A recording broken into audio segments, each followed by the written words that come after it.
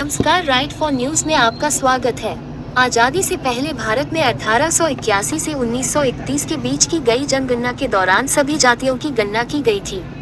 हालांकि 1951 में स्वतंत्र भारत की पहली जनगणना के समय तत्कालीन सरकार ने अनुसूचित जातियों और जनजातियों को छोड़कर अन्य जातियों की गणना नहीं कराने का निर्णय लिया। भारत में आखिरी बार जनगणना साल 2011 में हुई थी और देश में आखिरी पूर्ण जाति आधारित जनगणना 1931 में ब्रिटिश शासन के दौरान ही कराई गई थी।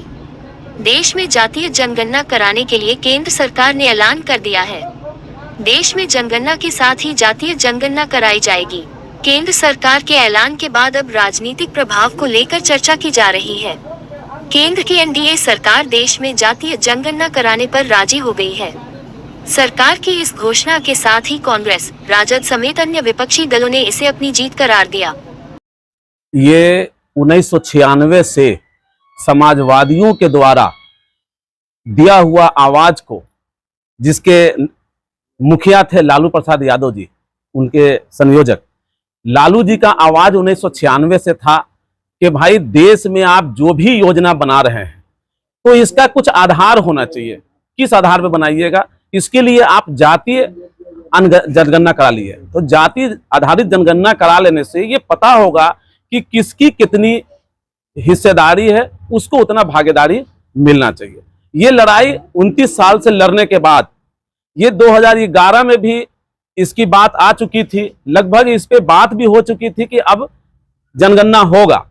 इसकी तैयारी के बीच में ही सरकार चेंज हो गया और इस बात को ठंडे बक्से में डाल दिया गया।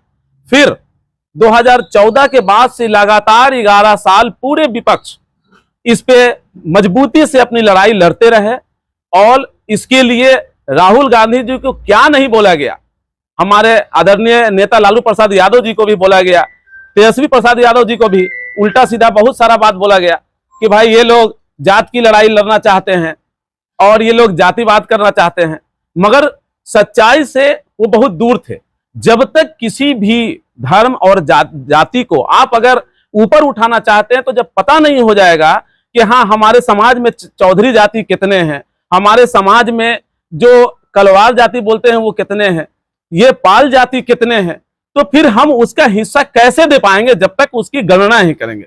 आपको पता होना चाहिए कि जंगल में शेर कितना है, बकरी कितना है, भेड़ कितना है, भालू कितना है, उसका भी गिनती होता है। और इस देश में 140 करोड़ जनता है, उसमें किस जाति के कितने लोग हैं, किस जगह रहते हैं, उस किस आधार पे हैं, क्या उसके जीने का आधार है, उसका पता जब नहीं होगा देश में तो फिर क्या योजना बनाइएगा। इस लड़ाई को मजबूती से लड़ने के बाद ये जब बिहार में मोदी जी को लगा कि अब मेरा जमीन घसक रहा है, अगर इस लड़ाई में हम भी शामिल नहीं होते हैं, अगर जनगणना को अभी लागू नहीं करते हैं तो शायद बिहार में खड़ा होने के लिए जमीन भी मुझे नहीं मिलेगा। तो मजबूर होकर कल रात में इन्होंने इसके लिए हामी भरा कि ठीक है मैं जातीय जनगणना कराने के लिए तैयार हूं।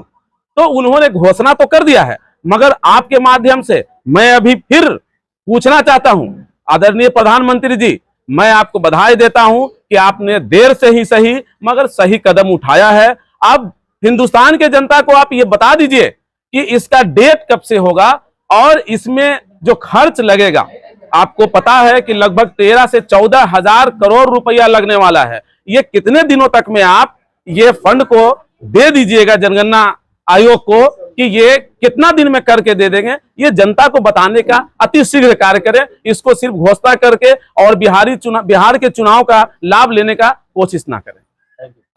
जातीय जनगणना के लिए बहुत बहुत मोदी जी को बधाई हम दे रहे हैं और बहुत अच्छा पहल है। और जब हर वर्ग के लोग को इसको मदद मिलेगा, आरक्षण मिलेगा, लोग को, गरीब तबका के लोग को आगे बढ़ेंगे लोग। और उसके बाद मोदी जी जो काम किए हैं वो अच्छा किए हैं। ये बहुत अच्छा पहल है, इसीलिए हम लोग सब आदमी एक जगह जुट हुए हैं खुशी के मारे। और खुशी में हम लोग ये सब मिठाई बांट रहे हैं, ये सब हम लोग सब जनता हम लोग बहुत खुश है, इसलिए मोदी जी को बहुत बहुत धन्यवाद देते हैं। जय हिंद, जय भारत। जातिगत जनगणना के लिए पूरे विपक्ष द्वारा बहुत दिनों से प्रयास किया जा रहा था कि ये पूरे भारतवर्ष के ये पर जो है जातिगत जनगणना हो।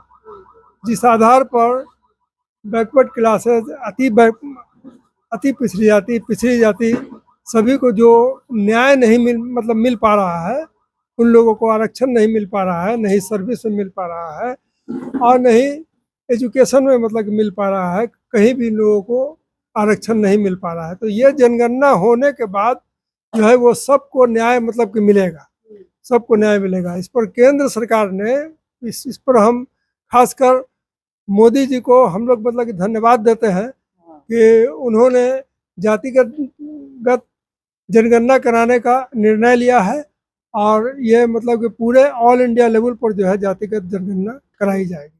देखिए, जब से देश आज़ाद हुआ है तब से मामला ये है कि वोट हमारा राज तुम्हारा, यही पॉलिसी के तहत देश चल रहा है।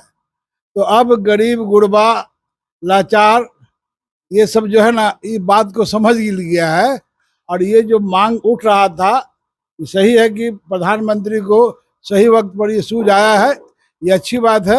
हमारा ये मानना है कि ये मुट्ठी भर लोग जो शासन